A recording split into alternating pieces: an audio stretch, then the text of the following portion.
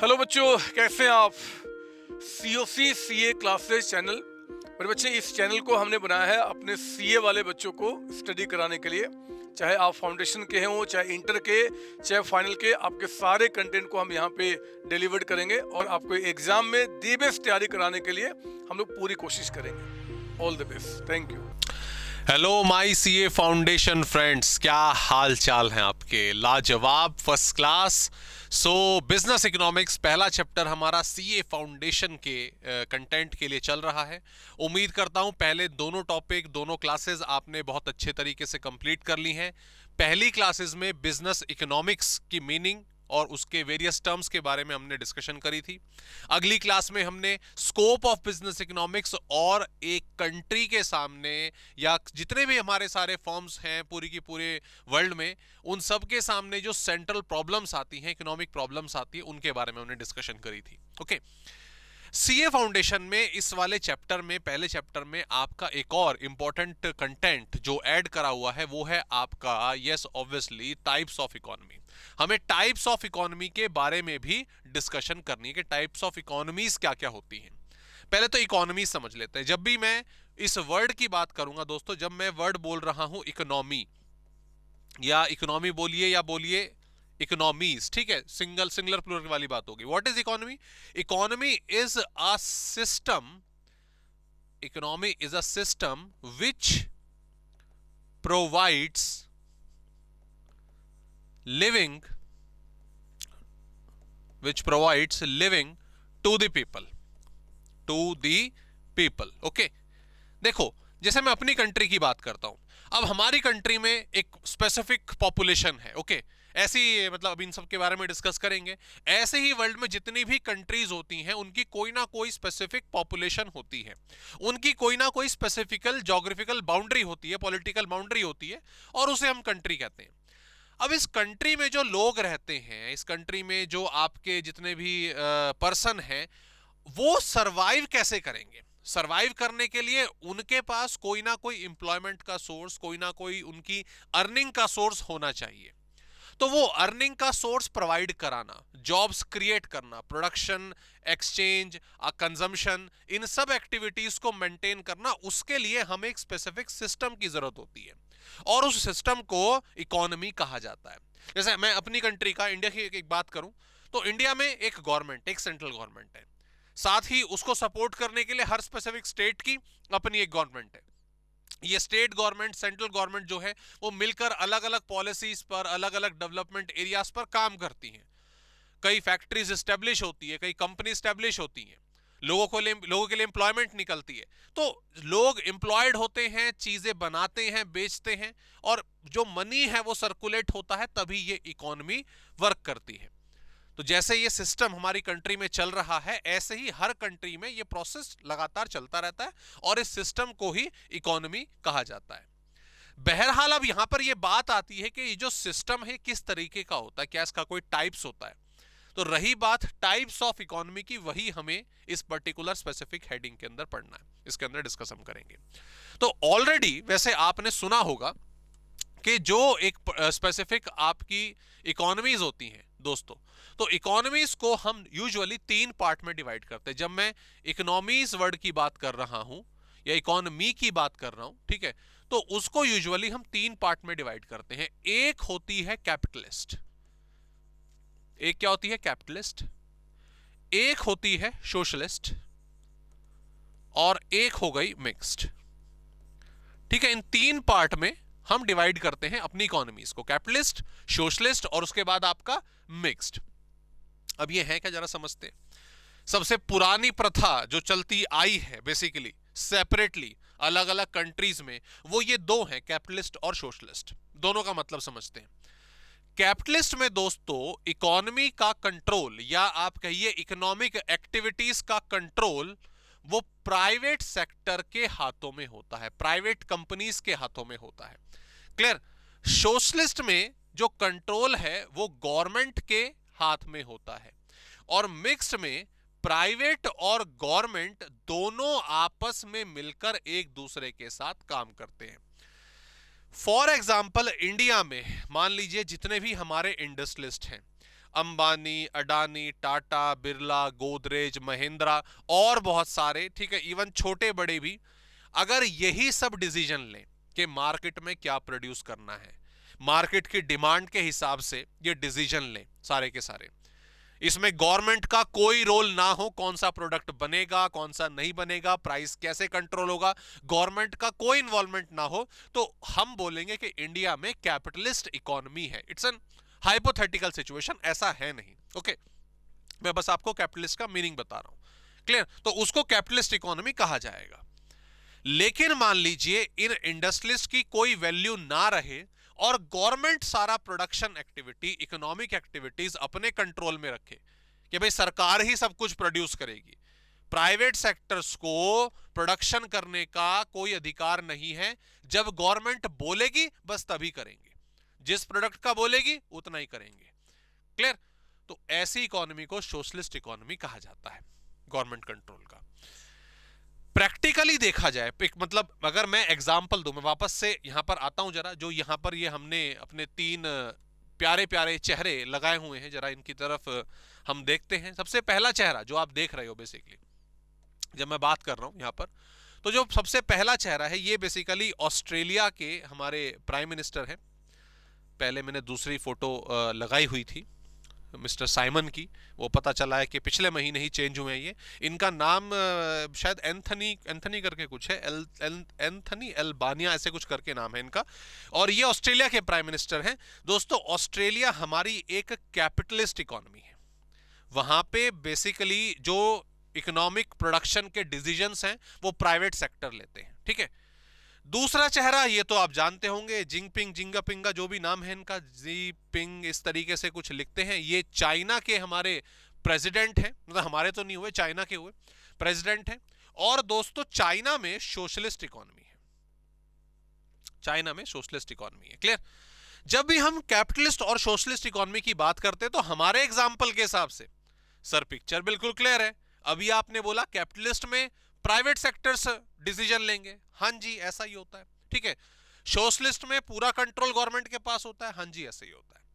लेकिन आजकल की इकोनॉमी में कोई भी इकोनॉमी 100% कैपिटलिस्ट या 100% सोशलिस्ट नहीं होती। दोनों दूसरे ऑल्टरनेटिव सेक्टर की मतलब कुछ ना कुछ इन्वॉल्वमेंट रहती है। जैसे मैं अगर बात करूं ऑस्ट्रेलिया की, तो ठीक है, इकोनॉमिक एक्टिविटीज का जो कंट्रोल है वो प्राइवेट सेक्टर के हाथों में होगा, मार्केट डिमांड सप्लाई के देखते हुए वो अपना क्या नाम है डिसीजन ले लेंगे कैपिटलिस्ट इकोनॉमी वाले। लेकिन गवर्नमेंट की भूमिका बनी रहती है, कहीं ना कहीं टैक्स रिफॉर्म करने हैं, सब्सिडाइज रिफॉर्म करने हैं, कुछ फॉरेन एक्सचेंज पर टर्म्स एंड कंडीशन इंप्लाई करनी, तो गवर्नमेंट की कुछ ना कुछ कंट्रोल थोड़ी बहुत चीजों पर रहता है। बट हाँ, major control, major economic production का कंट्रोल वो कैपिटलिस्ट के हाथों में होगा, ठीक है। सोशलिस्ट में गवर्नमेंट के पास है, लेकिन जब गवर्नमेंट को लगता है कि किसी स्पेसिफिक एरिया में हमें फ्रीडम देनी चाहिए प्राइवेट सेक्टर को, तो सोशलिस्ट इकोनॉमी में भी उनको फ्रीडम मिल जाती है, क्लियर? आजकल के सिनेरियो के हिसाब से, जैसे मैं चाइना की बात करूं, ठीक है, ओवरऑल लगभग हर इकोनॉमिक एक्टिविटी पर गवर्नमेंट ऑब्लिगेशंस 100% मायने रखते हैं, वो लागू होंगे ही होंगे। लेकिन हाँ, प्राइवेट सेक्टर को बोला हुआ है कि ये काम है, इस इंडस्ट्री में मोबाइल फोन हो, टीवी हो, आप प्रोडक्शन करिए, कोई प्रॉब्लम नहीं है, लेकिन हमारे जो कंट्रोल्स हैं, हमारे जो रूल्स एंड रेगुलेशन है वो 100% फॉलो होने चाहिए, ठीक है। दैट इज व्हाट कैपिटलिस्ट और सोशलिस्ट। अब आते हैं इस हंसते मुस्कुराते चेहरे पर। इस चेहरे को कौन नहीं जानता, ठीक है, ये हमारे प्रधानमंत्री जी हो गए। अब हमारे प्रधानमंत्री जी, इंडिया के प्रधानमंत्री, हमारी इकोनॉमी में काम चलता है मिक्स्ड इकोनॉमी से, मतलब यहां पर गवर्नमेंट और प्राइवेट दोनों सेक्टर की अपनी अपनी भूमिका बनी हुई है। कंट्रोल किसी स्पेसिफिक के हाथ में नहीं है, यहां पर दोनों के ऊपर, प्राइवेट सेक्टर के ऊपर भी और गवर्नमेंट सेक्टर के ऊपर भी, दोनों के ऊपर दारोमदार बराबर बना रहता है, और ऐसा होना भी चाहिए। मेरा मानना यह है, बेसिकली कैपिटलिस्ट इकोनॉमी उन्हीं कंट्रीज में कामयाब है दोस्तों जहां पर आपका क्या नाम है पॉपुलेशन बहुत कम हो। कैपिटलिस्ट इकोनॉमी की जब मैं बात करता हूं, वहां पे आपका क्या नाम है जो पॉपुलेशन है बहुत कम रहे, ऐसी कंट्रीज में ही कैपिटलिस्ट इकोनॉमी लागू हो सकती है। रही बात सोशलिस्ट इकोनॉमी की, सोशलिस्ट इकोनॉमी मेरा मानना यह है एक ऐसी इकोनॉमी में ही लग सकती है जहां पर नेशनल डाइवर्सिफिकेशन ना हो। क्लियर? सब एक ही थॉट प्रोसेस के, एक जैसे ही विचारधारा वाले लोग रहते हैं। ठीक है, इंडिया में ये दोनों चीजें कॉन्फ्लिक्ट हो जाती हैं। क्लियर? इंडिया में जो हमारी पॉपुलेशन है ऑब्वियसली हम जानते हैं वो ज्यादा है, और अभी कुछ डेटा के हिसाब से अगले साल तक या अगले 1-1.5 साल के अंदर हम चाइना को भी सरपास करेंगे। सो अकॉर्डिंगली देखा जाए पॉपुलेशन हमारी 140-150 करोड़ है, और जो इफेक्टिव वर्क फोर्स है हमारा, जो 18 से 65 ईयर्स की एज होती है, वो मोर देन 100 करोड़ है ना। तो इतनी बड़ी पॉपुलेशन को कोई एक गवर्नमेंट नहीं चला सकती, सिंगल गवर्नमेंट के बस की नहीं है भाई, इट्स नेक्स्ट टू इम्पॉसिबल। ठीक है, उसके बावजूद भी गवर्नमेंट प्रयास करती है, चीजों को कंट्रोल में लाती है, तो उसमें प्राइवेट सेक्टर की बहुत बड़ी भूमिका होनी चाहिए। तो इसलिए दोनों को मिलकर काम करना है। क्लियर? दूसरी चीज, हमारी कंट्री, हमारा मतलब देश विविधताओं का देश है। यहाँ पे जो क्या नाम है, हमारा जो इतनी लंबी सिविलाइजेशन है, तो लोगों के जो थॉट प्रोसेस हैं वो अलग अलग होते हैं। हम देखते हैं लैंग्वेज, फूड बैरियर्स आपका बहुत अलग अलग स्टेट्स में अलग अलग तरीके के।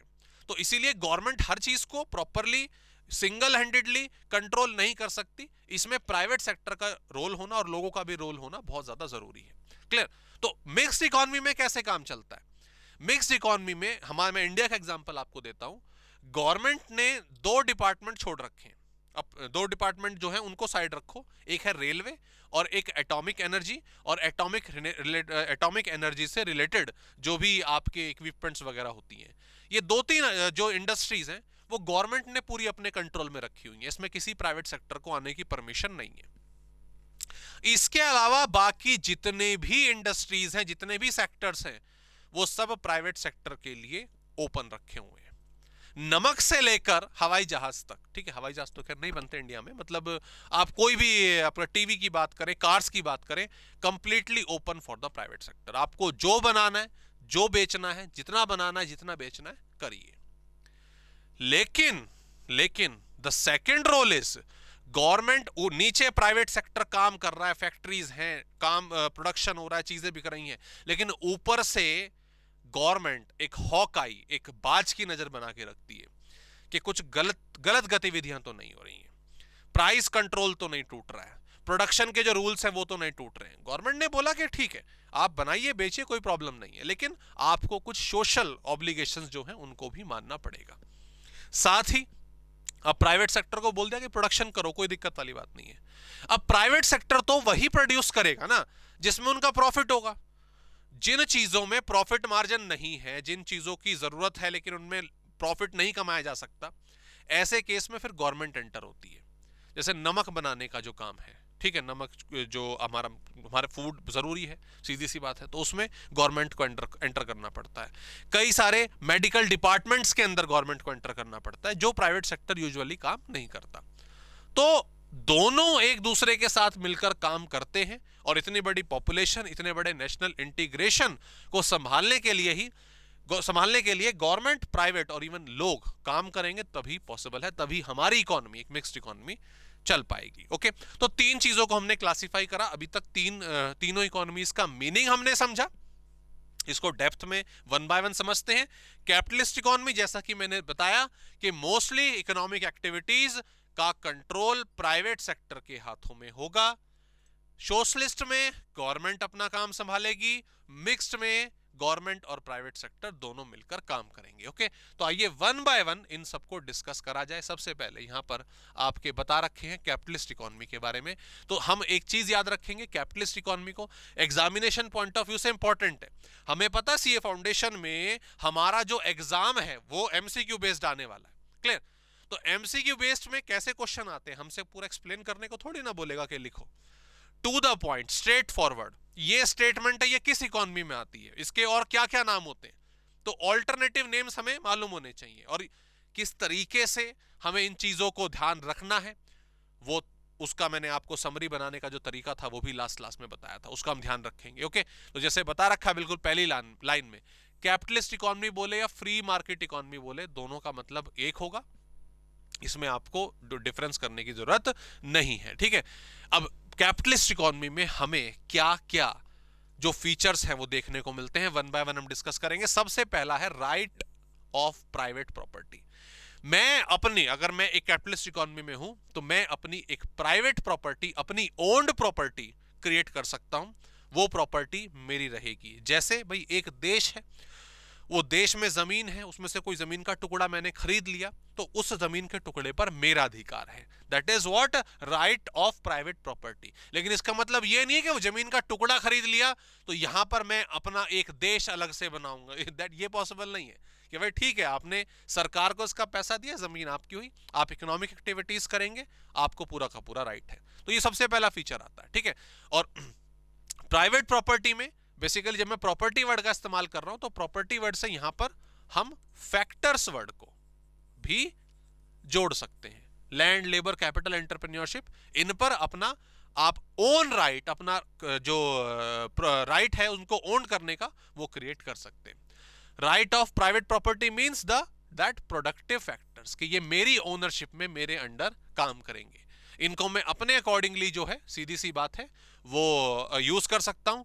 हाँ, गवर्नमेंट इन पर कुछ रिस्ट्रिक्शंस लगा सकती है। जैसा मैंने भी आपको बोला कि 100% कैपिटलिस्ट इकोनॉमी होना, एग्जैक्टली 100% सोशलिस्ट इकोनॉमी होना, ये चीज पॉसिबल नहीं है। कहीं ना कुछ जो इंटीग्रेशन है, जो इन्वॉल्वमेंट है, वो कैपिटलिस्ट में गवर्नमेंट की भी रहेगी, वो सोशलिस्ट में प्राइवेट सेक्टर की भी रहेगी। तो आपने ऊपर, जिससे मैं यहां पे फैक्टर्स की बात करता हूं, आपने 100 लेबर को हायर करा कि मैं ये 100 लेबर आज से मेरे हो गए, ये मेरी कंपनी में, मेरी फैक्ट्री में काम करेंगे, मैं इनसे काम करवाऊंगा और इनको जो क्या नाम है, इनका जो वेज रेट है वो प्रोवाइड कराऊंगा। अब इसका मतलब ये नहीं है कि आप उनसे 15-15 घंटे काम करवा रहे हो। इसका मतलब ये नहीं कि आप उनको दिन का 300-400 रुपया दे रहे हो। नहीं, ये गलत हो जाएगा ना। फिर माना आपका राइट है, माना आपने उनको हायर करा है, लेकिन कुछ ऑब्लिगेशंस भी आपको फॉलो करने पड़ेंगे। तो वो ऑब्लिगेशंस गवर्नमेंट जो है वो लगा सकती है। ये गवर्नमेंट के पास पूरा का पूरा राइट होता है। जब अगर कुछ इन्हें लग रहा है कि गलत हो रहा है तो वो इंटरफेयर कर सकते हैं कि भाई नहीं, ये गलत है, 12-12, 13-13, 15 घंटे काम करवाना, 9 घंटे मैक्सिमम टाइम होगा, ठीक है। आपको दिन का 1000 रुपया, 800 रुपया देना पड़ेगा। इन ऑब्लिगेशंस को फॉलो करना पड़ेगा, ठीक है। बट दो द थिंग इज कि राइट ऑफ अपनी प्रॉपर्टी, प्राइवेट प्रॉपर्टी क्रिएट करने का जो ऑप्शन है वो होता है, ठीक है। बाकी ये वाले बड़े सिंपल आ गए। Freedom of enterprise, freedom to choose by the consumer, ये प्रोड्यूसर के बिहाफ से हो गया, ठीक है, और ये कंज्यूमर के बिहाफ से हो गया। कंज्यूमर में एक वर्ड भी आ जाएगा, consumer sovereignty, okay. The thing is, क्योंकि कैपिटलिस्ट इकोनॉमी है, क्योंकि रिसोर्सेज अपने हैं, जो मार्केट फोर्सेस हैं, डिमांड एंड सप्लाई, उसको आप अपने हिसाब से स्टडी करके प्रोडक्शन कर सकते हो। तो सबसे पहला फ्रीडम टू एंटरप्राइज, ये अपने हिसाब से अपने फर्म सेटअप करें और जो इनको प्रोड्यूस करना है करिए, कोई प्रॉब्लम वाली बात नहीं है। जो प्रोड्यूस करना है करो। और ऑब्वियसली सर आप ये भी सोचोगे कि सर जो मन में आया वो प्रोड्यूस करे, ऐसा तो नहीं होना चाहिए ना। मतलब जिस चीज की मार्केट में डिमांड है, जिस चीज की मार्केट में रिक्वायरमेंट है, उसी को प्रोड्यूस करेंगे। ऐसा ही होता है मेरे दोस्त, ऐसा ही होता है। ये नहीं होता कि भाई चलो कुछ भी बना लो, ऐसा नहीं होता। बनता वही है, बनेगा वही आपका, क्योंकि आप तो अभी बैठे बैठे चीज सोच रहे हो। एक इंडस्ट्रियलिस्ट ने तो पूरा पैसा लगाया हुआ है, पूरी फैक्ट्री सेटअप करी हुई है, इंडस्ट्री सेटअप करी हुई है, तो डेफिनेटली उसका टारगेट क्या होगा? उसका यही टारगेट होगा कि हाँ यार, मैं इतना पैसा लगा रहा हूं तो एटलीस्ट जो मैं मार्केट में भेजूं वो बिके तो सही। और वो बिकेगा कब? जब उसकी डिमांड होगी। तो डिमांड के हिसाब से प्रोडक्शन होता है। क्लियर? अब कंज्यूमर को इसका क्या बेनिफिट मिलता है? कंज्यूमर के बेनिफिट को वर्ड मिलता है कंज्यूमर सॉवरेनिटी। ये वर्ड याद रखिएगा, ये आपका एग्जाम में पूछा जाएगा, इससे रिलेटेड कोई ना कोई क्वेश्चंस डेफिनेटली आपका बनेगा। What is consumer sovereignty? बड़ा अच्छा सा लग रहा है सुन के। तो कंज्यूमर के लिए एक अच्छी बात कब होती है? सर, कंज्यूमर के लिए अच्छी बात तब होती है जब उसको मार्केट में क्वालिटी प्रोडक्ट मिलता है। मैं आज के जमाने की बात कर लेता हूं, उसको क्वालिटी प्रोडक्ट मिलता है। दूसरा, कम प्राइस नहीं बोलेंगे, फेयर प्राइस पर मिलता है ना, फेयर प्राइस पर मिलता है। साथ ही ऑप्शंस मिल जाएं उस चीज, कमोडिटी को खरीदने के, अगर उसको ऑप्शन मिल जाए। फॉर एग्जांपल, मोबाइल खरीदने आप जा रहे हो तो मोबाइल के इतने सारे मॉडल हैं, हर रेंज के फोन हैं, अपनी स्पेसिफिकेशन के हिसाब से आप कोई भी चीज सेलेक्ट कर सकते हो। That is the benefit to the consumer, that is consumer sovereignty. और कैपिटलिस्ट इकोनॉमी में ऐसा सबसे ज्यादा होता है। इतने सारे कंपटीटर हैं, इतने सारे आपके इंडस्ट्रियलिस्ट हैं, प्रोडक्ट अपना अपना बना रहे हैं, बेच रहे हैं। भाई आज के टाइम पे अगर हम मोबाइल मार्केट देखें, आज के टाइम पे अगर हम कार मार्केट देखें, तो इतनी सारी इंडस्ट्रीज है। क्यों? उन सबको पता है कि लोगों की जरूरत है, लोग इन चीजों को बाय करेंगे, खरीदेंगे, तो बनाओ ना, मार्केट में भेजो। कंज्यूमर के लिए फायदा है, कंज्यूमर को इतने सारे ऑप्शंस मिल जाते हैं। Clear? So that is what consumer sovereignty. और कंज्यूमर के हिसाब से ही जो प्रोड्यूसर है वो प्रोडक्ट बना रहा है, तो डेफिनेटली दोनों को फायदा मिलता है। तो ये पॉइंट आपस में इंटरकनेक्टेड हो जाते हैं। उसके अलावा भाई ये तो मेन चीज आ गई, प्रॉफिट मोटिव आ गया। ठीक है, कैपिटलिस्ट इकोनॉमी अपना कंसंट्रेशन प्रॉफिट की तरफ ही रखती है, उन्हें प्रॉफिट कमाना है। और याद रखिएगा, profit is not only about sale minus cost. ये तो प्रॉफिट होता ही है, ये तो प्रॉफिट होता ही है, साथ ही डिमांड के हिसाब से, डिमांड का बढ़ना और डिमांड के हिसाब से सप्लाई करना आपको प्रॉफिट ज्यादा क्रिएट करके देता है। ट्रेडिशनल अप्रोच में अगर हम बात करें, आज से लगभग अगर हम 100-150 साल पहले, 150 साल पहले चले जाए, तो 150 साल पहले तक ये वाली थ्योरी चलती थी प्रॉफिट मोटिव के हिसाब से, कि सेल करो, कॉस्ट कम से कम रखो, प्रॉफिट बनाओ। और बनता भी था, लोगों की थ्योरी ये सही थी। लेकिन जब पिछले 100-150 सालों में पूरे वर्ल्ड की पॉपुलेशन बहुत स्पीड से बढ़ी है, रैपिडली बढ़ी है, अलग अलग प्रोडक्ट्स की डिमांड निकल कर आई है, बहुत इतने सारे कंपटीटर आ गए हैं, तो अगला टारगेट ये कि कॉस्ट जो है वो it's not the only focus. Market में ज्यादा से ज्यादा कंज्यूमर्स को अपनी तरफ करना है, ज्यादा से ज्यादा वैल्यूज क्रिएट करनी है। बिजनेस स्टडीज में डेफिनेटली, मार्केटिंग में आपने पढ़ा होगा, creating values, okay, creating customer values, तो ये बहुत जरूरी चीज है। तो ये टारगेट किस में मिलेगा सबसे ज्यादा? कैपिटलिस्ट इकोनॉमी में मिलेगा। कंज्यूमर को उनकी रिक्वायरमेंट का प्रोडक्ट दो, फेयर प्राइस रखो, आफ्टर सेल सर्विसेज दो, तब वो आपसे जुड़े रहेंगे। ठीक है, और डेफिनेटली ये जो सारे एग्जांपल मैंने दिए हैं, मान लीजिए आपकी कंपनी है, आप एक मोबाइल फोन बना रहे हो, आप कुछ भी बना रहे हो, मोबाइल फोन बना रहे हो, टीवी बना रहे हो, ओके, आपने बनाया, देखा, अरे ये टीवी बहुत बढ़िया है, ये तो एक क्लिक पे स्टार्ट हो जाता है और क्लियर व्यू नजर आ रहा है, आपने मार्केट में भेज दिया बिकने के लिए, एकदम फर्स्ट क्लास बढ़िया फेयर प्राइस पर आपने टीवी बनाया, लेकिन बिक नहीं रहा मार्केट में, कोई खरीद ही नहीं रहा। क्यों भाई? आप पहुंचे मार्केट में, आपने देखा, अरे आपके कंपटीटर ने इसी तरह का टीवी बनाया, उसमें उसने स्मार्ट फीचर डाल दिए, नेट से कनेक्ट करवा दिया, वाईफाई कनेक्शन डाल दिया। तो ये क्या है? ये कंपटीशन है। ये क्या है? अकेले आप नहीं हो, ना जाने कितने सारे आपके टीवी बनाने वाले, कितने सारे कार बनाने वाले। तो सीधी सी बात, कंपटीशन का लेवल बहुत पीक होता है कैपिटलिस्ट इकोनॉमी में। जैसे रिसेंट टाइम पे अगर हम देखें, जो नोकिया है ना, Nokia is what a failure of a firm due to massive competition. ऐसे हम देखते हैं, कोडैक देखते हैं, ठीक है, कोडैक जो है ये भी, it is again these companies failed due to competition। Competition को ये भांप नहीं पाए, अपने प्रोडक्ट पर टिके रहे, डायनामिज्म को फॉलो नहीं करा, गड़बड़ हो गई। क्लियर? तो अगर आप इनको सुना होगा, डेफिनेटली आपने कभी मौका मिला आगे वाली क्लासेस में तो इनकी केस स्टडीज हम डिस्कस कर लेंगे। But the thing is, competition जबरदस्त रहेगा, और अब कंपटीशन रहेगा तो उसकी वजह से, जैसे आप देख रहे हो, लगातार एडवर्टीजमेंट करना, प्राइस को कंट्रोल करना, डिस्काउंट से कस्टमर्स को रिझाना, तो ये स्कीम हमें अक्सर देखने को मिलती है। ठीक है, और ये एक नेगेटिव फीचर बेसिकली देखने को मिलता है, that is what inequalities of income. हाँ, कैपिटलिस्ट इकोनॉमी में रिच और पुअर के बीच में काफी गैप होता है। हालांकि समय रहते ये इनइक्वालिटीज ऑफ इनकम की जब मैं बात कर रहा हूं, तो इनइक्वालिटीज ऑफ इनकम भाई, रिच और ज्यादा रिच है, पुअर बहुत ज्यादा पुअर है, इनके बीच में गैप बहुत ज्यादा मिलेगा। ये तब होता है जब गवर्नमेंट बीच में बिल्कुल इंटरवेन ना करे, तो रिच अपनी तरफ ही पैसा खींच लेते हैं, ज्यादा प्रॉफिट का हिस्सा अपने पास ही रख लेते हैं। क्लियर?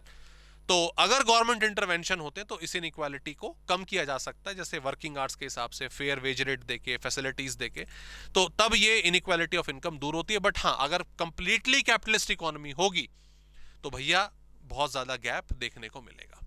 क्लियर? डन? तो ये कुछ फीचर हुए दोस्तों हमारे आपके कैपिटलिस्ट इकोनॉमी के। अब इनकी मेरिट और डीमेरिट पर नजर डालते हैं। ठीक है, पहले मेरिट की बात करते हैं। काफी सारी आपकी ये मेरिट्स हैं, आप इनको अपने मॉड्यूल से भी क्या नाम है क्रॉस चेक कर सकते हैं। वैसे भी जब भी मैं आप लोगों के लिए नोट्स बनाता हूं, जब भी ये कंटेंट तैयार होता है, तो क्रॉस वेरिफिकेशन आईसीआई के मॉड्यूल से बराबर बनाई रखता हूं मैं, ताकि जो कंटेंट आईसीआई आप तक पहुंचाना चाहता है वो बिल्कुल भी ना छूटे। और जैसा कि मैंने लास्ट में बताया था, ये हमारे सिलेबस का पैटर्न रहेगा। हम अपना कंटेंट कवर करेंगे, एमसीक्यूज का जो कंटेंट है वो कवर करेंगे, और उसके बाद मॉड्यूल जो आईसीआई ने आपको दिया है, हमारे इंस्टीट्यूट ने, उसकी भी क्लासेस जो हैं सेपरेटली ऐड करी जाएंगी कि कौन से एग्जाम्पल, कौन से डेफिनेशंस, कौन से डिफरेंट वर्ड्स आईसीआई आपको बताना चाहता है अपने कंटेंट के जरिए। ठीक है, तो सीधी सी बात है, इतना कर लिया, इसके बाहर जाने की कोई जरूरत नहीं पड़ेगी। इतना कंटेंट सफिशिएंट होता है, चाहे आप सीए फाउंडेशन की बात करें, चाहे आप सीए इंटर की बात करें, या आप सीए फाइनल की बात करें, किसी भी लेवल की बात करें, इतना कंटेंट बहुत होता है। क्लियर? मेरिट्स पर आते हैं। अरे ये सोशलिस्ट इकोनॉमी कहां से आ गई? कहां की? ये रहे आपके। ठीक है, मेरिट्स, कैपिटलिस्ट इकोनॉमी की मेरिट्स। अब सोचो जरा क्या क्या फायदे हो सकते हैं, मेरे साथ सोचो। सर, कैपिटलिस्ट इकोनॉमी में आपने पूरा कंट्रोल जो है वो प्राइवेट सेक्टर को दे दिया। ठीक है, और प्राइवेट सेक्टर्स प्रॉफिट की तरफ अपना टारगेट लेके चलते हैं। और अक्सर हमने ये चीज भी सुनी है, एक साइकोलॉजिकल चीज हमने सुनी है कि सर गवर्नमेंट सेक्टर की जो कंपनीज होती हैं, जो सरकारी दफ्तर होते हैं, वहां काम वाम इतना जल्दी नहीं होता। प्राइवेट सेक्टर में धड़ल्ले से बहुत तेजी से काम होता है, फटाफट होता है।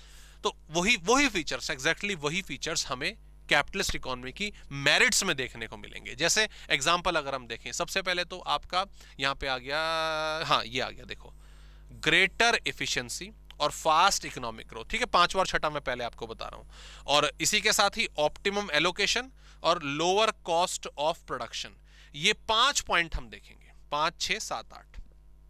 ठीक है, इसमें अगर आप देखो प्राइवेट सेक्टर के लिए, जब एक प्राइवेट सेक्टर में जो एंटरप्राइजेस हैं, उनके जो ओनर हैं, जो प्रमोटर हैं, वो पैसा बड़े सोच समझ के लगा रहे हैं, वो पैसा अपनी जेब से लगा रहे हैं। वो पैसा लोन पे लिया तो कल को बैंक को चुकाना भी है, तो पाई इंपॉर्टेंट है, एक पैसा इंपॉर्टेंट है उनके लिए। पैसा टाइम दोनों इंपॉर्टेंट है। तो जो भी चीज उन्होंने इन्वेस्ट करी है, जो भी उन्होंने लेबर हायर करे हैं, जो भी मशीन्स उन्होंने प्रोडक्शन करने के लिए प्लांट करी हैं, उनका यूटिलाइजेशन बेस्ट पॉसिबल वे से, सबसे सही तरीके से होना चाहिए। उसी के हिसाब से प्लानिंग होती है, उसी के हिसाब से आपका वर्किंग एनवायरनमेंट डिजाइन होता है, और एक्चुअल में वर्क एग्जीक्यूट होता है। वही चीज यहां पे बता रहा है। Greater efficiency, fast economic growth, fast growth of the firm बोल लो या फास्ट इकोनॉमिक ग्रोथ बोल लो, एक ही बात है। Optimum utilisation, lower cost of production. सबसे पहले ऑप्टिमम यूटिलाइजेशन, जो रिसोर्स जहां पर उसकी स्पेशलिटी है वहीं पर उसको क्या नाम है, एम्प्लॉयड करा जाता है। क्लियर? ऐसा होगा, ऐसा करने से काम की इफिशियंसी बढ़ेगी, सीधी सी बात है, काम की इफिशियंसी बढ़ेगी। जो जिस काम में स्पेशलाइज्ड है, सचिन तेंदुलकर, विराट कोहली को आप बोलो कि भाई आपको बॉलिंग का दारोमदार संभालना है, और जसप्रीत बुमराह को बोलो कि भाई बैटिंग करिए आज ओपनिंग पे, अरे ऐसे कैसे काम चलेगा भैया? काम कब चलेगा? जो जिसका काम है उसको वो दिया जाए। तो ऑप्टिमम यूटिलाइजेशन ग्रेटर एफिशिएंसी को लीड करता है। नतीजा क्या निकल के आता है कि आपका प्रोडक्शन तो तेजी से बढ़ेगा ही बढ़ेगा, प्लस आपकी जो पर यूनिट कॉस्ट है, आपकी जो कॉस्ट ऑफ प्रोडक्शन है, वो भी कंट्रोल्ड रहेगी, वो भी कम रहेगी। ठीक है, एंड द रीजन बीइंग कि भाई हम अपने रिसोर्सेज को, पैसा हमने लगाया है, कीमती है, बहुत अच्छे तरीके से इस्तेमाल करना है। इसके अलावा अगर हम देखें, automatic working, incentive for efficient economic decisions, high operative efficiency. तो अगर आप वर्ड को तोड़ मरोड़ के देखो तो हर जगह काम करने का पैटर्न ही नजर आ रहा है। काम कैसे किया जाए, आपने रिसोर्सेस को सही तरीके से एलोकेट करा, आपका जो प्रोडक्शन है वो बहुत स्पीड से बढ़ रहा है, इकोनॉमिक ग्रोथ। नतीजा क्या है कि आपकी ऑपरेटिव इफिशिएंसी वो बहुत अच्छी है। What is operative efficiency? जैसे मान लीजिए आपने एक फैक्ट्री स्टैब्लिश करी, उसमें आपने 5 मशीन्स लगाई, उसमें आपने 30 लेबर लगाए। मशीन अगर दिन में 15 घंटे चले तो अगर 30 लेबर हर दिन में 9 से 10 घंटे काम करे तो हम 1 महीने में 1000 यूनिट्स बना लेंगे। ठीक है, ये मैं एक वैल्यूज एज्यूम कर रहा हूं, कितनी 1000 यूनिट्स बना लेंगे। एंड हुआ, एंड आया मंथ का, आपने देखा, आपने यूनिट्स बनाई 90%, 900 लिख लो, कितनी यूनिट्स बनाई? 900। तो इसका मतलब जो टोटल एफिशिएंसी थी उसका 90% आपने काम करा। तो that is your operative efficiency, कि वास्तव में कि आप कितने कैपिटल, बोलते हैं ना कि भाई क्या नाम है, जैसे मार्क्स आते हैं हमारे भाई, 12th क्लास में मार्क्स आए हमारे, है ना। तो फॉर एग्जांपल भाई 100 marks is the total efficiency, 100 marks हमने स्कोर करे 90, हमारी एफिशिएंसी, ऑपरेटिव एफिशिएंसी कितनी हो गई? 90%। हमने स्कोर करे 94, हमारी ऑपरेटिव एफिशिएंसी कितनी हो गई? 94%। ठीक है, तो उसी तरीके से हर फैक्ट्री की भी एक लिमिट होती है, वो हमने 1000 मानी थी, प्रोडक्शन हुआ 900 का, तो 90% ऑपरेटिव एफिशिएंसी, और वो बढ़िया होती है, हाई देखने को मिलती है। क्लियर? और वही चीजें आपकी आ गई, इंसेंटिव फॉर इफेक्टिव या एफिशिएंट इकोनॉमिक डिसीजंस। मैनेजर काम कर रहे हैं, एम्प्लॉइज काम कर रहे हैं, लेबर काम कर रहे हैं, जो बढ़िया काम कर रहा है उसको बोनस दो ना, उसको प्रमोशन दो ना, उसको इंसेंटिव दो ना, मोटिवेट होगा, आगे चल के और बढ़िया काम करेगा, तभी तो अपना प्रोडक्शन बढ़ेगा, तभी तो अपना प्रॉफिट बढ़ेगा। तो ये सब आपका लगा रहता है कैपिटलिस्ट इकोनॉमी में। उसके बाद आपका आता है 9th पॉइंट और 10th पॉइंट। ठीक है, इन 2 पॉइंट्स की मैं बात करता हूं। Better standard of living for consumers, ठीक है, and innovation and technology progress. इसमें दोस्तों आप मोबाइल का एग्जांपल कंसिडर कर सकते हैं, दोनों में, मोबाइल और कार का भी कर सकते हैं आज के टाइम पे। तो 2 एग्जांपल बिल्कुल फिट बैठते हैं। Better standard of living, innovation and technology, दोनों कनेक्टेड कैसे? What is standard of living? जब हम एक अच्छे प्रोडक्ट, हाई क्वालिटी प्रोडक्ट्स अपनी लाइफस्टाइल में लेकर आते हैं। अब मैं मोबाइल की बात करता हूं। अब इतनी सारी वाइड रेंज ऑफ मोबाइल हमारे पास है, उसे हम अपनी लाइफ में ऐड करते हैं, अपनी इनकम के हिसाब से ऐड करते हैं। हमारी हमेशा कोशिश रहती है कि क्लास को एक्सटेंड करा जाए। भाई कल हमारे पास सेंट्रो थी, उसके बाद होंडा सिटी होगी, उसके बाद BMW होगी। That is why. ये ऐसा क्यों? क्योंकि हमारे पास एक wide range consumer sovereignty market में अवेलेबल है, और जो स्टैंडर्ड ऑफ लिविंग के एक स्टैंडर्ड लिमिट्स हैं वो सेट करी गई हैं। हमें उसको क्रॉस, हम वो प्रोडक्ट मार्केट में देखते हैं और उस लेवल तक पहुंचने की कोशिश करते हैं। और आजकल हम देख रहे हैं अपने आसपास कंज्यूमरिज्म की वजह से various options are there in the market. जो कॉफी घर में हम 5 रुपए 10 रुपए बना सकते हैं, वही स्टारबक्स में 300-400 की भी आप पी रहे हो। That's because of what? Standard of living. तो ये कंज्यूमरिज्म हमें देखने को मिलता है। स्टैंडर्ड ऑफ लिविंग का जो लेवल है वो सेट होता है, और यही चीज लीड करती है इनोवेशन एंड टेक्नोलॉजी को।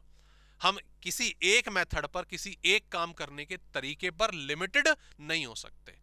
हमें हमेशा, जैसे कार की बात करें, आज से 10 साल पहले चले जाओ, सिंपल कार अपना पेट्रोल डीजल वाली, फिर CNG वाली आई है, अब EV वाली आई है, अब GPS कार में ही कनेक्ट होकर आ रहा है, कार में ही पता नहीं कितने सारे सिस्टम है, नेविगेशन वगैरह, आपका क्या नाम है, पॉल्यूशन कंट्रोल, आपका पेट्रोल कंट्रोल, पता नहीं क्या क्या। तो ये सब क्या है कि इनोवेशन आती रहेगी, लोग उसको एक्सेप्ट करते रहेंगे, तभी फर्दर प्रोडक्ट्स जो हैं वो बिकेंगे। तो ये हमें कैपिटलिस्ट इकोनॉमी में सबसे ज्यादा और सबसे तेजी से देखने को मिलता है। Clear? And yes, preservation of fundamental of right, ठीक है, ये इट इज लाइक वही सेम पॉइंट आपका रिपीट हो रहा है कि जो चीज मैंने अपनी मेहनत से खरीदी है, अपने प्रॉफिट से खरीदी है, वो मेरी ही रहे। और यस, ये माहौल तो आजकल हम मिक्स्ड इकोनॉमी में भी देखते हैं, मतलब कैपिटलिस्ट का ही मिलता जुलता एक फीचर है। जब हम मार्केट में देखते हैं कि यार ये इंडस्ट्रीज इतना प्रॉफिट कमा रही हैं, इस तरीके से काम कर रही हैं, तो हमें, हमारे अंदर भी एक ज़ील क्रिएट होती है कि यार हम भी काम करते हैं, हम भी इस तरीके से अपना जो क्या नाम है, कुछ ना कुछ प्रोडक्ट है मार्केट में लेके आते हैं। तो आजकल की जनरेशन रिस्क लेने को तैयार होती है। ये एक अच्छी बात है कि जो यूथ है वो अपनी इनोवेशन से, अपनी थिंकिंग से नई नई चीज़ें बाजार में लेकर आए। Clear? So that is all about the merits. ठीक, मेरिट्स की बात करी, लेकिन इसके कुछ नुकसान भी हैं, कुछ डीमेरिट्स भी हैं। डीमेरिट्स क्या हैं? देखो, इकोनॉमिक इनइक्वालिटी और सोशल इनजस्टिस, ये तो जैसे मैंने आपको बताया, रिच और पुअर के बीच का गैप, ये बहुत ज्यादा देखने को मिलता है। जहां जहां गवर्नमेंट इन्वॉल्व होती है वहां पे हालात धीरे धीरे सुधरते हैं। Wide difference in the economic opportunities due to economic inequalities. देखो, इकोनॉमिक अपॉर्चुनिटीज किसको मिलेंगी? जो पैसा लगाएगा, जिसके पास रिसोर्सेज होंगे। अब जिसके पास रिसोर्सेज हैं वही अपॉर्चुनिटी का फायदा उठाएगा। जिसके पास रिसोर्स नहीं है, इतना पैसा नहीं है कि वो रिसोर्स इंप्लॉयड कर सके, तो हो सकता है उसको वो चीज आती हो, करनी आती हो, लेकिन वो उसको इंप्लॉयड नहीं कर पाता, वो उसको इन्वेस्ट नहीं कर पाता। तो ये एक डिफरेंस देखने को मिलता है। दूसरा, वेलफेयर कई बार इग्नोर हो जाता है जब हम बहुत ज्यादा प्रॉफिट प्रॉफिट प्रॉफिट की तरफ ही देखते हैं। यूजुअली होता क्या है कि जो आपके, जैसे अगला वाला पॉइंट देखो, misallocation is possible as more focus moves to luxury goods. Luxury goods में प्रॉफिट ज्यादा है, तो चलो रिसोर्सेज सारे के सारे हम वहीं लगा देते हैं, तो वहीं पर चले गए। लेकिन जो बेसिक गुड्स थे, जो एक ह्यूमन वेलफेयर के लिए, एक सर्वाइवल के लिए जरूरी थे, उनकी तरफ कोई ध्यान नहीं दे रहा। तो ये प्रॉब्लम इनइक्वालिटी की वजह से, मिस एलोकेशन ऑफ रिसोर्सेज की वजह से कैपिटलिस्ट इकोनॉमी में देखने को मिलेगी। इसके अलावा आपका अनप्लैन्ड प्रोडक्शन में leads to in economic instability. Yes, ये इशारा कर रही है ये वाला लाइन जो है 1929 के ग्रेट डिप्रेशन की तरफ। देखो आजकल के टाइम पे, आजकल के इस पॉपुलेटेड वर्ल्ड के हिसाब से ये स्टेटमेंट काम करती है कि demand create it's supply, demand creates it's supply, ये स्टेटमेंट काम करती है। पहले क्या था? पहले उल्टा था, supply creates it's a demand. ठीक है, पहले उल्टा था कि मैं मार्केट में भेज दो और बिक जाएगा, लोग खरीद लेंगे। नहीं, ऐसा नहीं होता, आजकल तो बिल्कुल नहीं होता। तो कई बार क्या होता है कि जोश जोश में मान लो इंडस्ट्रियलिस्ट ने प्रोडक्शन ज्यादा कर दिया, अपने रिसोर्स लगा दिए और प्रोडक्शन ज्यादा कर दिया। अब वो अनप्लैन्ड प्रोडक्शन, ज्यादा प्रोडक्शन मार्केट में पहुंचा तो नहीं बिकेगा। नहीं बिकेगा अगर, तो नतीजा इन कंपनीज को लॉस हो गया। लॉस हो गया, आगे चल के इन्वेस्ट करने के लिए पैसा नहीं है, पैसा नहीं है तो प्रोडक्शन नहीं होगा, प्रोडक्शन नहीं होगा तो एम्प्लॉयमेंट नहीं मिलेगी, है ना, विशिशियस सर्कल, ये सर्कल घूमने लग जाता है। And that leads to economic instability, recession की तरफ, डिप्रेशन की तरफ आपकी जो इकोनॉमीज है वो जाने लगती है। क्लियर? एंड फाइनली ये लाइन मेरे को बड़ी अच्छी लगी जो इंस्टीट्यूट ने लिखी है अपने मॉड्यूल में कि consumer sovereignty is a myth as consumer often become victim of exploitation. Victim of exploitation जो वर्ड यहां पर इन्होंने करा है, दैट इज ब्रिंग, नहीं मैं मतलब उस वर्ड को जिम्मेदार तो नहीं ठहराता, बट हाँ ठीक है, कंज्यूमरिज्म की वजह से। जैसे कि मैंने आपसे बोला कि जो कॉफी आप घर पे 10 रुपए की बना सकते थे, वो स्टारबक्स से आपने 400 रुपए की पी। जो शर्ट आपको मार्केट में 500 रुपए की मिल सकती थी, वो पोलो से या कहीं और से आप 2000 की बाय कर रहे हो। तो देखा जाए, ये जो ऑप्शंस आपको दिए जा रहे हैं, स्टैंडर्ड ऑफ लिविंग के अलग अलग लेवल सेट करे जाते हैं, ये आपकी जेब से पैसा एक्स्ट्रा ही निकालते हैं, है ना, and you become victim of exploitation. Actual victim कौन है तो वो कंज्यूमर ही ना। तो ये जो कंज्यूमरिज्म का दबाव बेसिकली डेवलप करते हैं कैपिटलिस्ट वाले, कि ये फोन होना चाहिए, ऐसा होना चाहिए, ऐसे ईयरफोन होने चाहिए, ये बैग होना चाहिए, ऐसी गाड़ी होनी चाहिए, समझ जाओ, ठीक है, ये सब तरीका आपकी जेब से पैसे निकालने का है। ओके जी, so that's the concept of, खैर वो फाइनल डिसीजन तो देखो आपका है कि हमें किस चीज को एक्सेप्ट करना है, किसको नहीं करना है। मैं बस यहां पर जो कंटेंट कहने की कोशिश कर रहा है वो आप तक पहुंचा रहा हूं। मैं ये नहीं करा कि आपसे कि कॉफी घर पे पियो और स्टारबक्स ना जाओ। नहीं भाई, स्टारबक्स वालों अगर आप सुन रहे हो तो मैं ऐसा कुछ नेगेटिव चीज नहीं कह रहा, वो समझना हमने, बट जो कंसेप्ट है, जो लाइन है, वो इस चीज को बता रही है। क्लियर? अच्छा, उसके बाद है द कैपिटलिस्ट इकोनॉमी कैसे सेंट्रल प्रॉब्लम को सॉल्व करती है। तो ये सॉल्व करती है दोस्तों प्राइस मैकेनिज्म की सहायता से। ये प्राइस मैकेनिज्म क्या होता है थोड़ी देर में दोस्तों मैं तीनों इकोनॉमीज को, कैपिटलिस्ट, सोशलिस्ट और हमारा क्या नाम है मिक्स्ड इकोनॉमी, इसको कंप्लीट करने के बाद एक बार इसकी तरफ आऊंगा। ठीक है, चलो आगे बढ़ते हैं। तो that's the content for capitalist economy. Capitalist economy का कंटेंट पूरा हुआ। आइए अब आपको, जैसे कैपिटलिस्ट इकोनॉमी की पिक्चर आपने क्लियर कर ली, वर्ड्स को समझ लिया, सोशलिस्ट और मिक्स्ड अब आसानी से फटाफट से आपको समझ आ जाएंगे। ठीक है, चाहे तो अपने आप को यहां पर रोक कर आप एक बार रिवाइज भी कर सकते हो कि ये पॉइंट्स हमने यहां पे कवर करें। ठीक है, now let's move towards the socialist economy. अरे इसके दूसरे नाम देखो जरा। सोशलिस्ट इकोनॉमी मैंने गवर्नमेंट बोल दिया, गवर्नमेंट के कंट्रोल में रहेगा। Command economy, regulated economy, controlled economy है ना, सरकार जैसा बोलेगी वैसा चलेगा, सरकार जैसा रेगुलेट करेगी, सरकार जैसे कंट्रोल करेगी इकोनॉमिक फंक्शनिंग्स को, वैसे ही काम चलेगा। ठीक है, तो ये सब सोशलिस्ट इकोनॉमी के नाम होते हैं। इसमें क्या क्या देखने को मिलता है, अगर आप देखें, ध्यान देंगे इस वर्ड की तरफ, collective ownership of all means of production. Collective ownership मतलब factors of production, land, labour, capital, entrepreneurship हो गया। कलेक्टिव मतलब कि एक पर, ये मान लीजिए इकोनॉमी के रिसोर्सेज हैं, तो मोस्टली एरियाज पर कलेक्टिव कंट्रोल है। कलेक्टिव मतलब आप कह लीजिए सेलेक्टिव। किसका सेलेक्टिव? गवर्नमेंट का सेलेक्टिव, गवर्नमेंट का कंट्रोल रहेगा। The major factors of production are owned by the whole community represented by the state, मतलब गवर्नमेंट को हम स्टेट के नाम से रिप्रेजेंट करते हैं, और कुछ सेक्टर्स जो हैं वो प्राइवेट सेक्टर के लिए छोड़ दिए जाते हैं as per the rules and regulation set by the government, set by the state. Okay, इसके अलावा अब क्योंकि यहां पर प्राइवेट सेक्टर तो नहीं है दोस्तों, क्लियर, तो जो गवर्नमेंट है उसका मोर फोकस रहता है वेलफेयर की तरफ, वेलफेयर की तरफ, ह्यूमन वेलफेयर की तरफ। इसे सोशियो इकोनॉमिक ऑब्जेक्टिव कहा जाता है। Profit motive and self interest are not the objective. Resources का इस्तेमाल इस तरीके से होगा, लोगों को किन रिसोर्सेस की ज्यादा जरूरत है उनका प्रोडक्शन करेंगे। ठीक है, तो ये चीज पहले बिल्कुल क्लियर हो जाती है कि वहां पे प्रॉफिट मोटिव था, यहां पे सोशियो इकोनॉमिक मोटिव है। ये चीज डिफर कर जाएगी दोनों में। सेंट्रली प्लान्ड इकोनॉमी, यहां पे आप बजट लिख सकते हो, बजट लिख सकते हो, हमारी कंट्री में भी तो होता है, हर साल बजट पेश होता है, और बजट में क्या है, गवर्नमेंट आने वाले एक साल की प्लानिंग बता देती है कि हम जो भी एरियाज उनके कंट्रोल में आते हैं, ट्रांसपोर्ट है, रेलवेज है, जो भी है, इस पर हम इतना इतना खर्चा करेंगे। That is what planned system, that is what planned budget.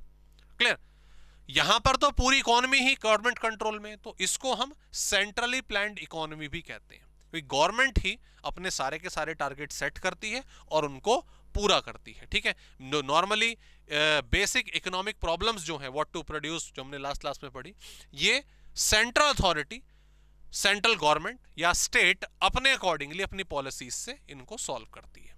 Clear, done, ये पॉइंट हुआ। उसके बाद अब यहां पर कंज्यूमर सेवरेनिटी रिस्ट्रिक्टेड हो जाती है। कंज्यूमर सेवरेनिटी का मतलब हमने अभी समझा, कैपिटलिस्ट में समझा, वाइड रेंज ऑफ प्रोडक्ट है, वाइड ऑप्शंस है, वेरियस प्राइस लिमिट्स हैं, वेरियस स्टैंडर्ड्स ऑफ लिविंग है, जो आपको सेलेक्ट करना है कर लो, कोई प्रॉब्लम वाली बात नहीं है। That is in the capitalist economy. यहां पर तो सरकार प्रोडक्शन कर रही है, यहां पर सीधी सी बात है, ऐसा नहीं है कि वो एक ही इंडस्ट्री को डेवलप करने में, क्रिएट करने में अपने सारे रिसोर्स लगा देगी। गवर्नमेंट तो क्या करेगी, चीजों को डिवाइड कर देगी कि भाई ये रिसोर्सेज इसमें, ये रिसोर्सेज इसमें, और यही प्रोडक्शन मिलेंगे होगा।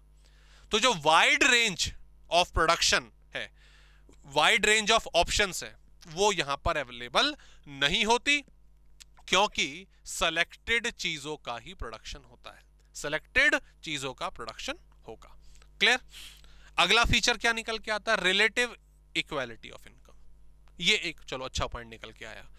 गवर्नमेंट ने, जैसे इनइक्वालिटी में हमने देखा, कैपिटलिस्ट में देखा, रिच पुअर के बीच में गैप ज्यादा ना, लेकिन यहां पर गवर्नमेंट वेलफेयर की तरफ ध्यान कर रही है, तो बेसिकली यहां पर जो डिफरेंस है लेवल में, इनकम में, प्राइवेट कैपिटल में, वो कम रहता है, क्योंकि जो फेयर वेज रेट है, जो टैक्स सिस्टम है, जो सब्सिडी सिस्टम है, वो गवर्नमेंट क्रिएट करती है और लेवल को कम रखने की कोशिश करती है।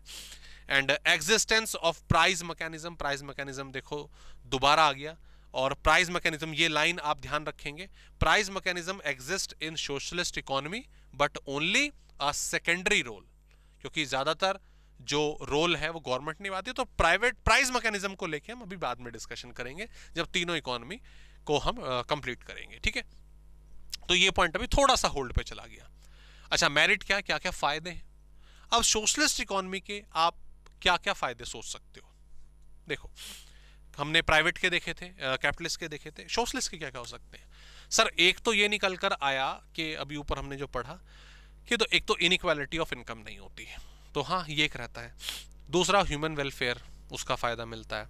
हाँ जी, ह्यूमन वेलफेयर ये भी होता है सर। इसके अलावा जो लगभग हर सेक्टर जो है वो बूम होता है, ठीक है। ऐसा नहीं होता कि जहाँ पर प्रॉफिट ज़्यादा है, जिस स्पेसिफिक सेक्टर में प्रॉफिट ज़्यादा था वही सेक्टर पे हम काम करने को मिलेगा, नहीं, यहाँ पे ओवरऑल हर सेक्टर का डेवलपमेंट होता है। तो यही कुछ फीचर्स जो हैं वो निकल कर आते हैं। तो जैसा कि हम देखेंगे, सबसे पहला पॉइंट तो वही आ गया, इक्विटेबल डिस्ट्रीब्यूशन, ठीक है।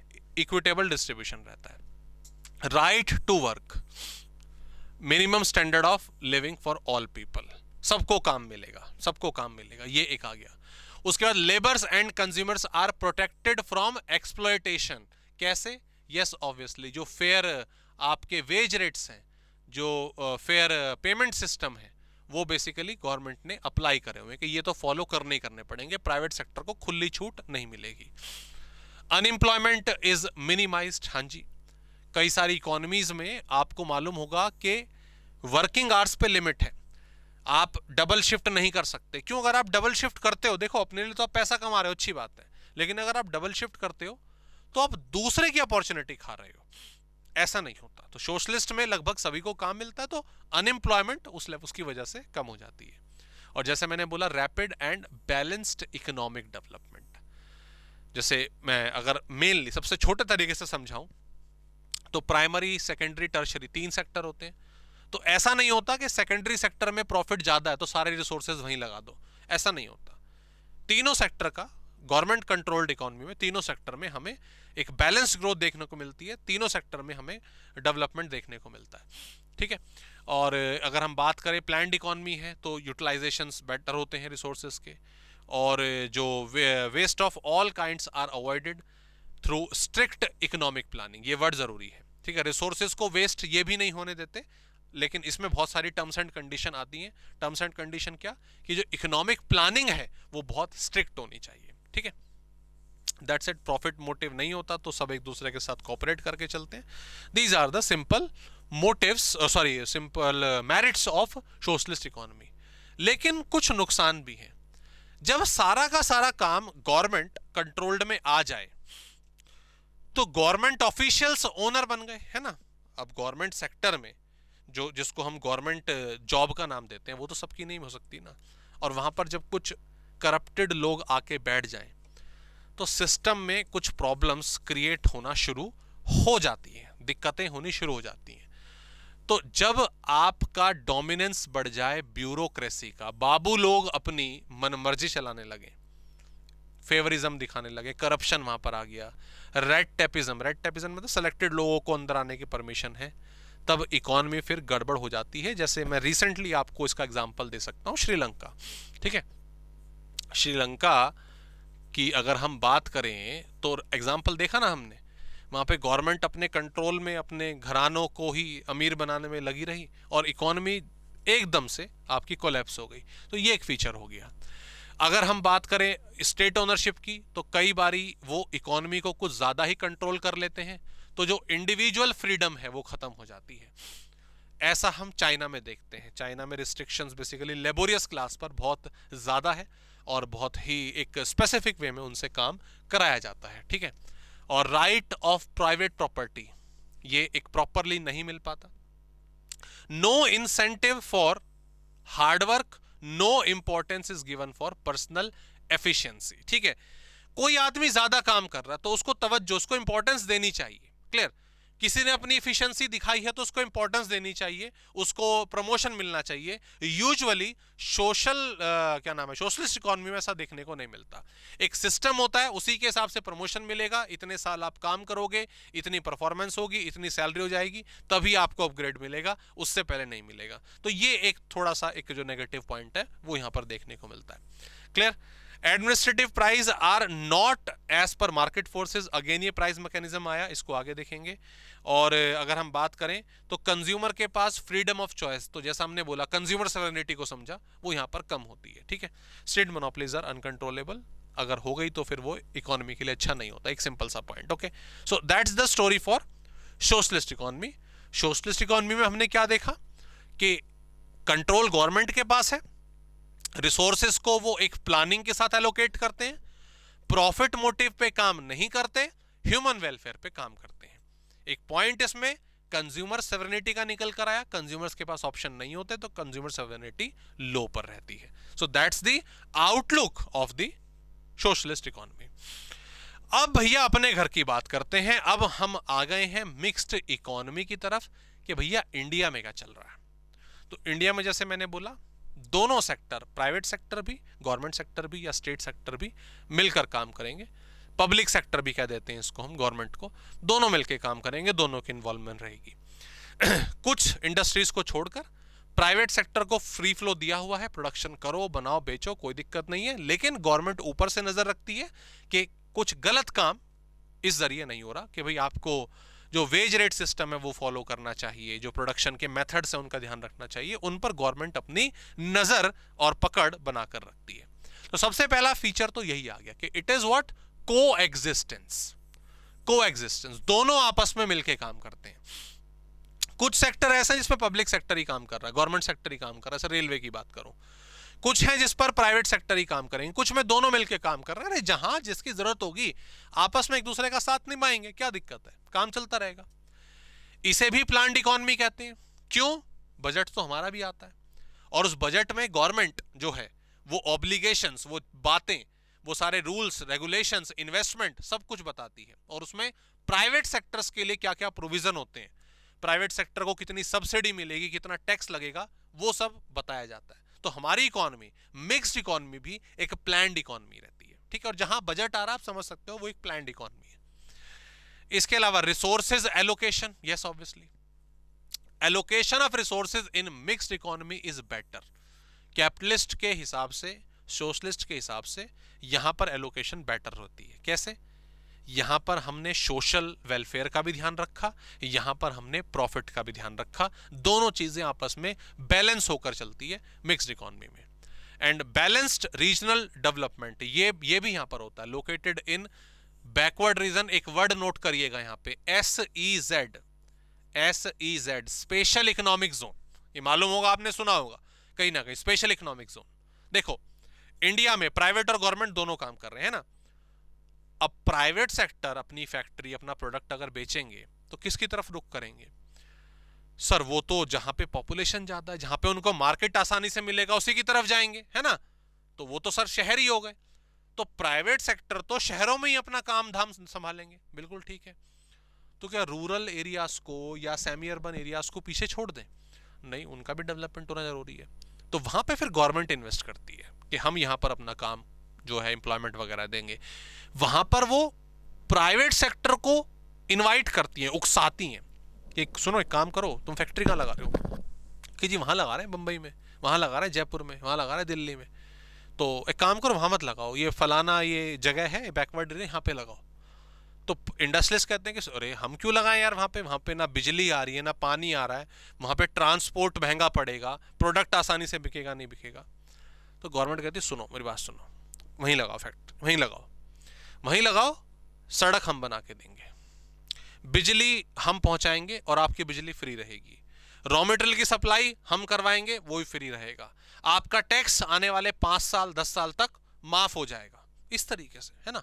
अभी टैक्स की जैसे बात करें तो टैक्स में स्पेशल इकोनॉमिक जोन, आप इंटर में पहुंचेंगे वहां पे डिटेल में एक टॉपिक आपको ये पढ़ाऊंगा मैं SEZ का, कि क्या फैसिलिटी गवर्नमेंट लेकर आती है, कैसे उनके लिए टैक्स में छूट दे दी जाती है, कि ऐसी स्कीम्स हैं कि अगर आप सेटअप करो बैकवर्ड एरिया में SEZ में, तो कंपनी जो भी कमाए अगले 10 साल तक माफ है, 15 साल तक माफ है। अलग अलग स्कीम्स में, कहीं पर 5 है, कहीं पर 10 है, कहीं पर 15 है, it depends.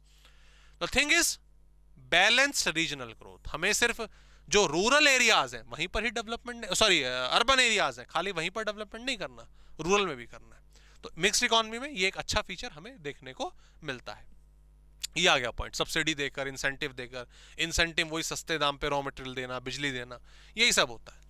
And dual system of pricing, pricing पर मैं अभी आता हूँ, क्लियर। प्राइसिंग पर मैंने बोला अभी समझाया जाएगा आपको। इसमें एग्जांपल देखो, पेट्रोल, LPG, सॉल्ट भी है इसमें, मेडिसिन आ जाएंगी, है ना। अभी समझ आ जाएगा आपको, प्राइसिंग को लेकर अभी हम डिस्कस करेंगे। ओके, अच्छा फायदे क्या हैं इसी इकोनॉमी के, ऐसे क्या है इस दोनों के? देखो दोनों मिलकर काम कर रहे हैं तो देश में जो पैसा है वो बढ़िया तरीके से इस्तेमाल होगा। And yes obviously consumer sovereignty और फ्रीडम ऑफ चॉइस वो यहाँ पर मिलती है क्योंकि इंडिया में भी अगर हम एग्जांपल देखें, भले ही गवर्नमेंट का कंट्रोल है, बट ऑप्शंस हमें हर चीज में बहुत सारे देखने को मिलते हैं, ठीक है। Appropriate incentive for innovation and technological progress, यहां पर आपको जो मेरिट थी आपकी सोशलिस्ट की और कैपिटलिस्ट की, वो दोनों देखने को मिलेंगी। यहां पर भी प्राइवेट सेक्टर इन्वॉल्व है, तो एप्रोप्रिएट इंसेंटिव यहां पर भी खूब दिए जाते हैं, ठीक है। रिस्क टेकिंग वो बढ़ जाता है। प्राइस मैकेनिज्म यहां पर देखने को मिलता है, अभी बात करेंगे उसके बारे में।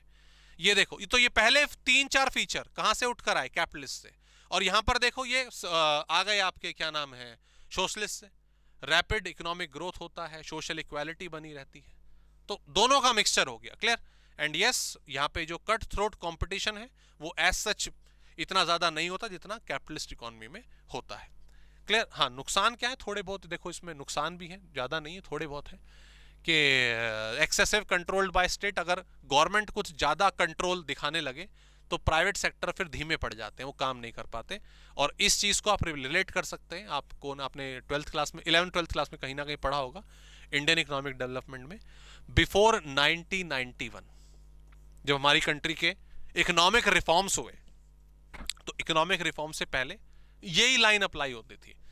गवर्नमेंट मोस्टली राइट अपने पास रखती थी, प्राइवेट सेक्टर को खुल के काम करने की परमिशन नहीं थी, जिसकी वजह से इकोनॉमी काफी हद तक कोलैप्स भी हुई थी।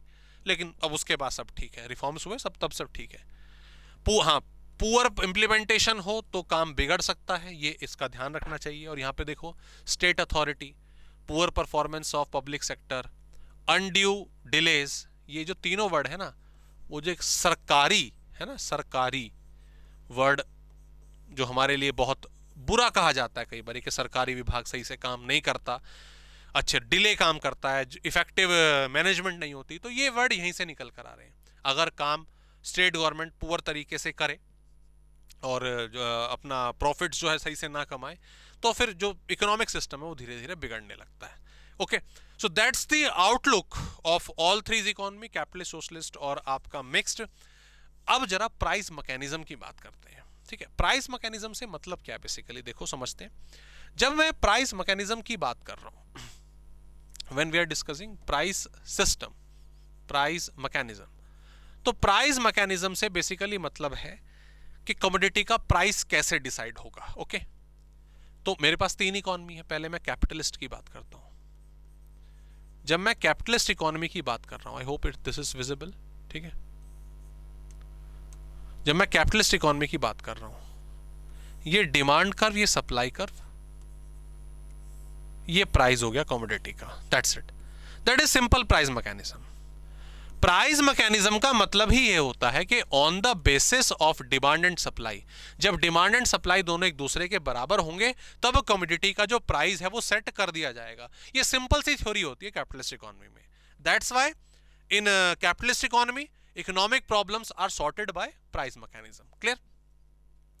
जब सोशलिस्ट इकोनॉमी की बात आती है, वहां पर भी डिमांड सप्लाई का लॉजिक बनता तो है। तो मान लीजिए प्राइस 100 रुपए निकल के आया, लेकिन गवर्नमेंट ने बोला नहीं 40 रुपए प्राइस होगा,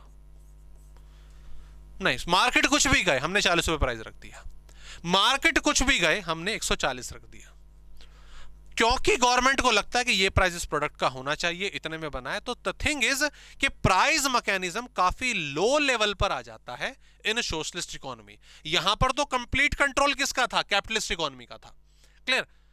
यहां पे डिमांड सप्लाई का था कैपिटलिस्ट इकोनॉमी में, लेकिन यहां पर गवर्नमेंट के एडमिनिस्ट्रेटिव प्राइस चलते हैं।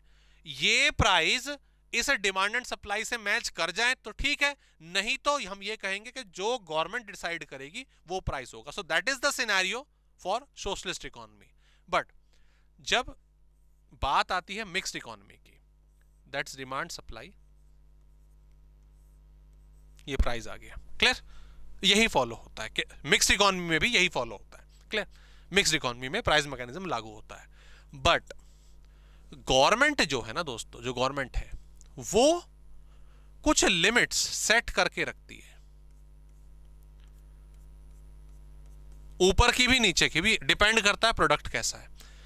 अब अगर मान लीजिए ये प्राइस है तो जो मुनाफाखोर हैं, जो प्रॉफिट कमाने वाले हैं, वो सप्लाई को कम करके इधर सप्लाई कम करके प्राइस बढ़ा सकते हैं ना, और प्राइस बढ़ा सकते हैं तो मतलब पब्लिक से ज्यादा लूट सकते हैं। तो गवर्नमेंट ऐसा होने नहीं देती। गवर्नमेंट कई कमोडिटी पर एक प्राइस लिमिट सेट कर देती है, इसीलिए बोला जाता है, क्या वर्ड बोला था हमने, क्या वर्ड बोला था, डुअल प्राइसिंग सिस्टम। कि मार्केट जो चला रहा है वो तो चला रहा है, लेकिन गवर्नमेंट अपनी एक लिमिट बना के रखती है, जैसे सॉल्ट में, जैसे मेडिसिन में, जैसे शुगर में, पेट्रोल एलपीजी में। गवर्नमेंट ने एक सेटअप करा हुआ, अगर हम पेट्रोल को फ्री फ्लो दे दें पूरा का पूरा मार्केट के हिसाब से, अरे पता नहीं प्राइस पेट्रोल का कहां पहुंच जाए, लेकिन गवर्नमेंट कुछ कंट्रोल सिस्टम बना के रखती है ना कि एकदम से बहुत ज्यादा रैपिड राइज या रैपिड फॉल नहीं होना चाहिए। क्लियर? तो इसीलिए डुअल सिस्टम बोला जाता है। मेडिसिन, भाई मेडिसिन बहुत ज्यादा महंगी ना हो जाए, तो मार्केट में जो प्राइस चल रहा है चलने दो, लेकिन एक लिमिट क्रॉस नहीं होनी चाहिए। तो प्राइस फ्लोरिंग, प्राइस सीलिंग जो करी जाती है वो ये चीज होती है। क्लियर? तो the thing is, price mechanism available everywhere, price mechanism हर जगह होता है, लेकिन उसका सेकेंडरी रोल होता है सोशलिस्ट इकोनॉमी में। ठीक है, यहां पर हमें इफेक्टिव प्राइस मैकेनिज्म देखने को मिलता है। ओके, सो दोस्तों, that's the scenario of economies of our country, नहीं मतलब जितने भी कंट्रीज हैं, हर जगह अलग अलग कैपिटलिस्ट इकोनॉमी या सोशलिस्ट इकोनॉमी या मिक्स्ड इकोनॉमी, इनके हिसाब, इनमें से कोई एक इकोनॉमी में लागू होती है। इनके फीचर्स, मेरिट, डिमेरिट हमने करे। समरी के लिए दोस्तों मैंने आपको बताया था, समरी आप इसकी बहुत अच्छी तैयार करिएगा, कॉलम बनाइएगा 3 एक अपनी समरी बुक में, आपका कैपिटलिस्ट, सोशलिस्ट और मिक्स, और उनके नीचे उन्हीं के इंपॉर्टेंट पॉइंट्स, उनके दूसरे नाम, मेरिट, डिमेरिट लिखिएगा। एग्जाम में 2 से 3 क्वेश्चन डेफिनेटली सीए फाउंडेशन के बनते हैं इस वाले कंटेंट से। ठीक है, तो पूरा करिए टॉपिक को। कोई क्वेरी, कोई डाउट हो तो आप बता सकते हैं। इसके बाद हम अपना जो एमसीक्यूज का कंटेंट है और जो मॉड्यूल का कंटेंट है उसको कंटिन्यू करेंगे। ओके, तो मिलते हैं आपसे नेक्स्ट क्लास में। Please take care. हेलो बच्चों, कैसे हैं आप, क्या हाल चाल आपके। पहले तो आगे बढ़ने के पहले आप सबसे रिक्वेस्ट है कि जो कंटेंट आप देख रहे हैं हमारे चैनल पे, इस कंटेंट को आप बाकी जितने भी आपके फ्रेंड्स से दोस्त हैं उनके बीच में आप फैलाएं। बहुत मेहनत होती है मेरी और मेरी टीम की एक एक कंटेंट को डिजाइन करने के लिए, आपके लिए, हमारे सीए बच्चों के लिए। आपका हर एक चैप्टर का 1 shot revision, quick revision, marathon, आपके जितने भी कंटेंट है उसके ऊपर में काम करना, हमारी पेड क्लासेज के अंदर में एक एक कंटेंट के ऊपर में वर्क करना, बहुत मेहनत करते हैं हम लोग। और एक ही अल्टीमेट टारगेट होता है कि हमारे बच्चे, यानी कि आप अपने अल्टीमेट गोल को अचीव करें, that is chartered accountant degree. मेरे बच्चों, पहले मैं और मेरी पूरी टीम दिल्ली के एक एरिया में हम लोग इसको सीए की क्लासेस प्रोवाइड किया करते थे, लेकिन फिर हमने डिसाइड किया कि क्यों ना अपनी क्वालिटी एजुकेशन को पूरे ऑल ओवर इंडिया में फैलाया जाए at very reasonable cost. Repeat कर रहा हूँ, वेरी रिजनेबल कॉस्ट। बिलीव कीजिए, हमने इस सक्सेस को बहुत हद तक पाया है मेरे बच्चे। पूरे ऑल ओवर इंडिया में हजारों बच्चे जो सीए कोर्स को ऑप्ट किए हुए वो हमारे साथ स्टडी कर रहे हैं और बहुत हद तक अपने आप को आगे बढ़ाया है। मेरे प्यारे बच्चों, कुछ रिव्यू पूरे ऑल ओवर इंडिया से हमारे पास सीए बच्चों के आए हैं हमारी क्लासेज को लेकर। मैं चाहता हूं कि वो आपसे शेयर करूं, आप प्लीज एक बार उसको देखें। Hello everyone, this is Parimaheshwari and I'm a CA Foundation student. Hello, my name is Vanshika and I'm doing CA Intermediate right now. Hello friends, myself Prashant Dikshit. I took coaching from COC Education. मैंने Santosh Kumar sir की classes ली थी CA inter group 1 का। I took my accounts tuition from Santosh sir. Sir तो accounts के legend, सबको पता है, वो तुम यूट्यूब में देख सकते हो। Thanks to Rahul Bhutani sir, he's my maths teacher and maths is very difficult but now I don't think like that. Economics Vineet sir पढ़ाते हैं जो कि डिफिकल्ट से डिफिकल्ट कॉन्सेप्ट को काफ़ी इजी वे में एक्सप्लेन करते हैं। I take my business law classes from CA Raghav Goyal sir. He is just amazing. All the teachers clear our concept very nicely and they guide us in each and every step. Monday to Saturday आपका doubt session होता है जिसमें आप WhatsApp पर calling के through आप अपने doubts पूछ सकते हैं और टीचर्स अवेलेबल होते हैं जो कि आपके डाउट्स को पर्सनली सॉल्व करते हैं। The most important thing about COC is that COC provides us very easy books to study. Thanks to COC, my concepts are pretty clear, my doubts get clear right away and I'm even able to score a good marks. Thank you. Thanks to COC जिन्होंने मेरी journey को काफ़ी आसान बना दिया है। Thank you. Thank you so much. And video को like करें, सब्सक्राइब करें एंड सभी अपने दोस्तों के पास पहुंचाएं। ऑल द बेस्ट बच्चे, all the best. Thank you बच्चों, थैंक यू जी, थैंक यू।